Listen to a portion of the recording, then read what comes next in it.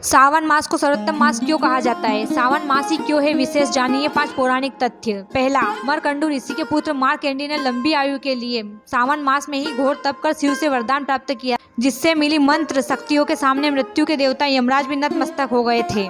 दूसरा, भगवान शिव को सावन का महीना प्रिय होने का अन्य कारण यह भी है कि भगवान शिव सावन के महीने में पृथ्वी पर अवतरित होकर अपने ससुराल गए थे और वहां उनका स्वागत अर्घ्य और जलाभिषेक से किया गया था। माना जाता है कि प्रत्येक वर्ष सावन माह में भगवान शिव अपने ससुराल आते हैं। भूलोक वासियों के लिए शिव कृपा पाने के लिए यह उत्तम समय होता है। तीसरा, पौराणिक कथाओं में वर्णन आता है कि इसी सावन मास में समुद्र मंथन किया गया था। समुद्र मंथने के बाद जो हलाहल विष निकला उसे भगवान शंकर ने कंठ में समावित कर सृष्टि की रक्षा की, लेकिन विषपान से महादेव का कंठ नीलवर्ण हो गया। इसी से उनका नाम नीलकंठ महादेव पड़ा।